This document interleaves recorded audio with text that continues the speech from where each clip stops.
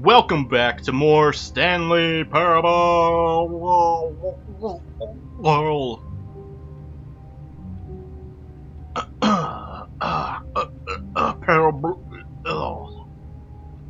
Stanley Parable. Yeah.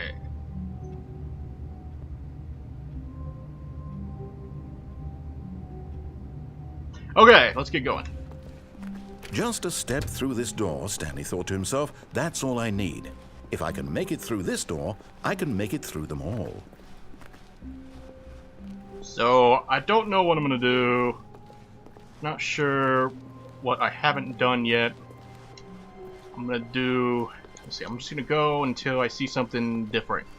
When Stanley came to a set of two open doors, he entered the door on his left. So, have I done everything on the right? I don't know. I'm gonna go right.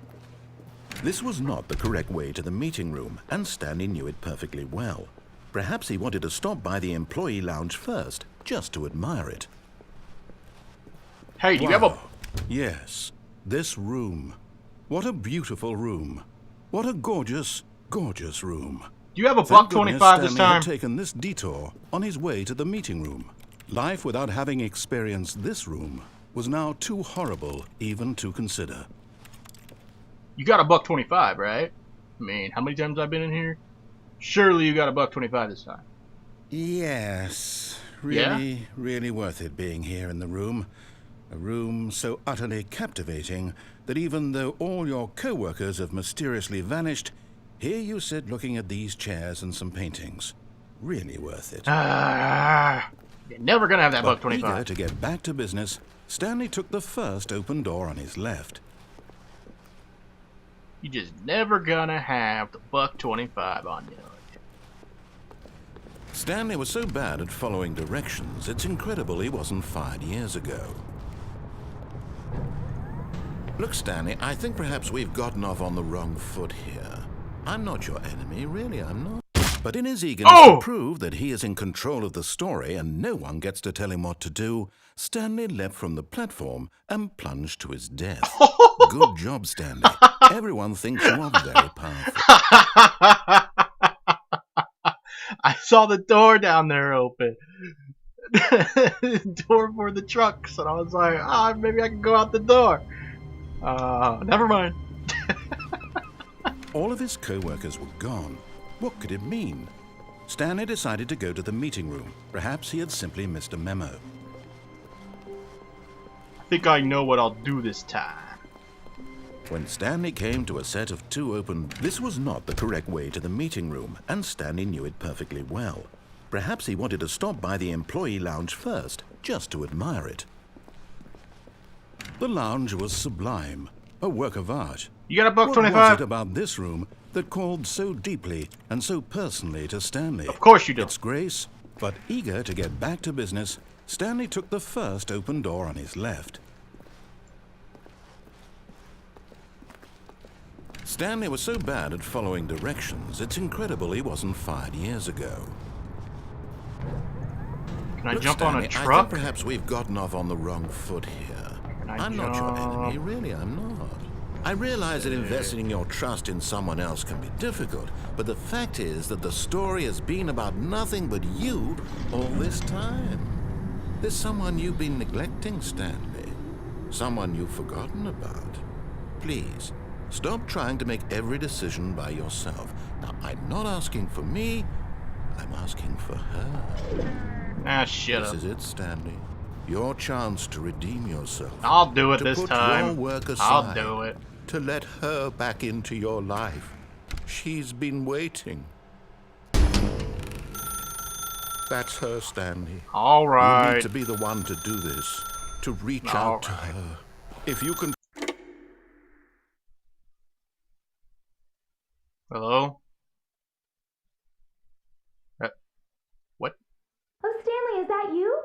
Hold on, sweetie. 427. Sorry to keep you waiting. I'm just pulling the bread out of the oven. All right. Okay, there we go. All right, now, I want you to come in and tell me all about your day. Gotcha. Oh, come on.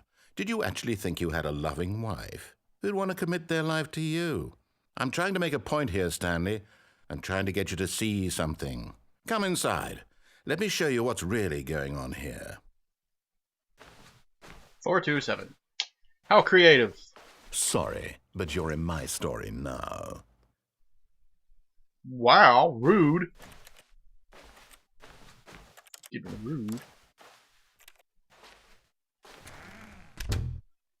This is a very sad story about the death of a man named Stanley. Hey, wait, what? Stanley is quite a boring fellow. He has a job that demands nothing of him, and every button that he pushes is a reminder of the inconsequential nature of his existence. I'll press J again. Ha ha ha ha. No, no. Yeah. 7. Look at him there, pushing buttons, doing exactly what he's told to do. Hey, whoa, wait. Now he's pushing a button. Now What? he's eating lunch. Now he's going home. Now he's coming back to work. One might even feel sorry for him, except that he's chosen this life. But in his mind, in his mind he can go on fantastic adventures. From behind his desk, Stanley dreamed of wild expeditions into the unknown, fantastic discoveries of new lands. It was wonderful, and each day that he returned to work was a reminder that none of it would ever happen to him. Oh, yeah. And so he began to fantasize about his own job. First, he imagined that one day while at work, he stepped up from his desk to realize that all of his co-workers, his boss, everyone in the building had suddenly vanished off the face of the earth. The thought excited him terribly. So he went further. He imagined that he came to 2 open doors and that he could go through either. At last, choice. It barely even mattered what lay behind each door. The mere thought that his decisions would mean something was almost too wonderful to behold. This is a really tiny apartment. Just like a... Dang, man. Just 2 rooms. Super small. Oh, yeah, R. As he wandered through this fantasy world, he began to fill it with many possible paths and destinations. Down one path lay an enormous round room with monitors and mind controls. And down another was a yellow line that weaved in many directions. And down another was a game with a baby. And he called it the Stanley Parable.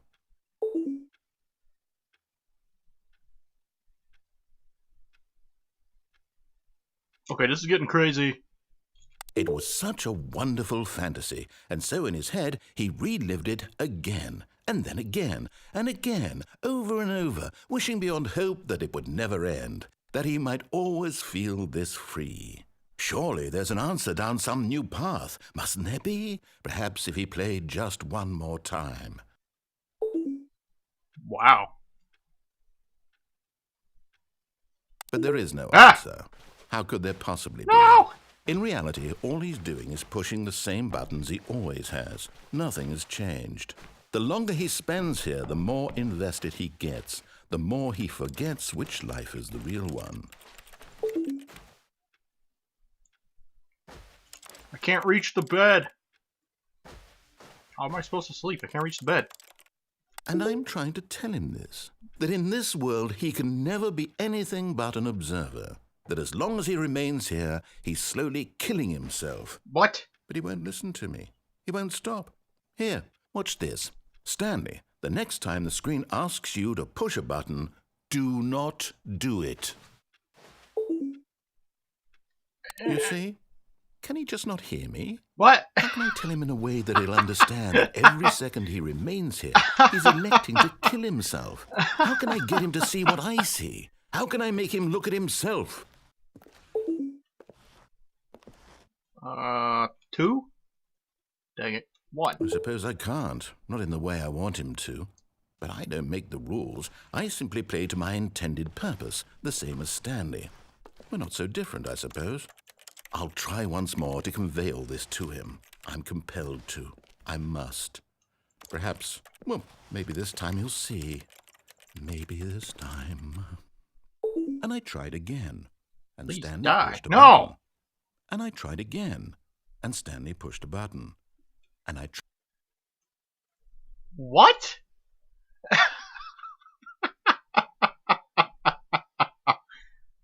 He's losing his mind. He's going crazy. Freaking mental. Oh, well. I guess that's it for this episode. Okay. That was interesting. Well, I will see you in the next Stanley Parable.